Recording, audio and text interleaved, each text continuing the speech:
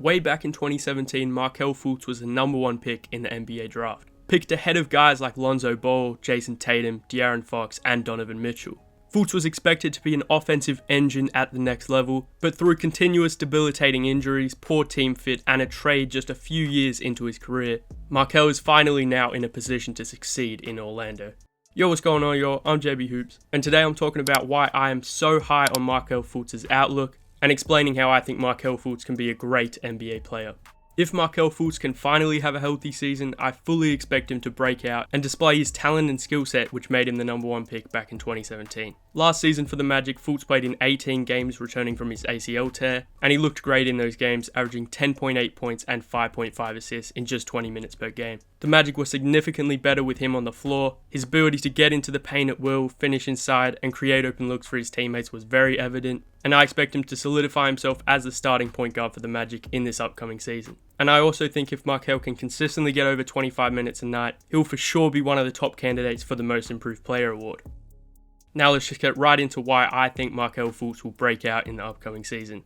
Fultz is excellent at getting to and finishing at the rim. He converted on an astounding 77.5% of his attempts at the rim, as well as a mind-blowing 15 of 16 on reverse layups. Markelle has an absurd ability to accelerate and decelerate, making him an extremely difficult matchup to contain. Markelle is always a threat to get to the bucket, especially in the pick and roll where he can easily blow by a big who steps up too high. He's not a phenomenal athlete at this point, but his shiftiness and unpredictability when handling the ball, combined with the threat of his passing, create windows for Markelle to exploit and finish through. Fultz has excellent touch when finishing at the basket. He can finish with either hand, hang in the air to adjust his shot, as well as take and finish through contact. But Fultz also has great footwork and coordination to maneuver and contort himself through bodies.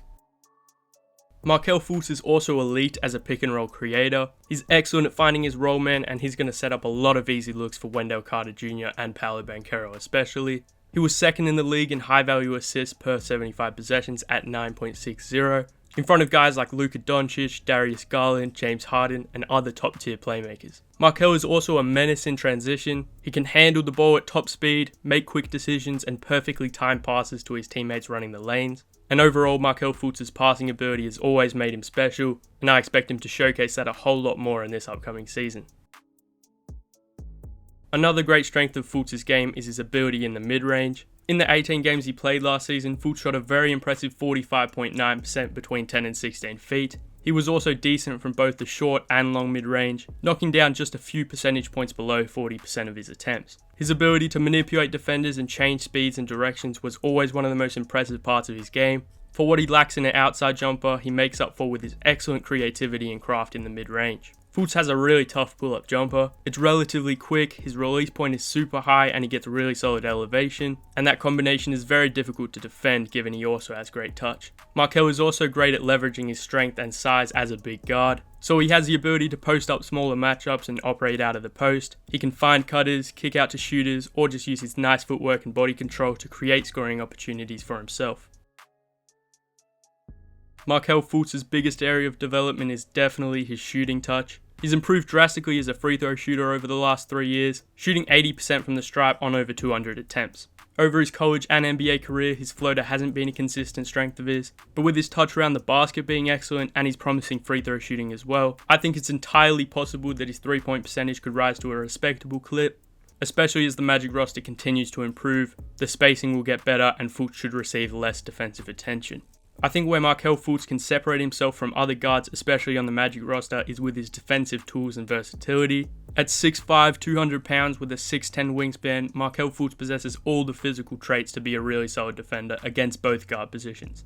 Fultz was great defensively in college. He could block shots in transition, recover when he was beat. He was really good at forcing a lot of tough pull-ups, and even in this last season, despite coming off an ACL tear, Markelle still displayed his lateral quickness and ability to contain quick guards. He has super active hands and has a great motor on that end, and his defensive instincts are another impressive part of his game.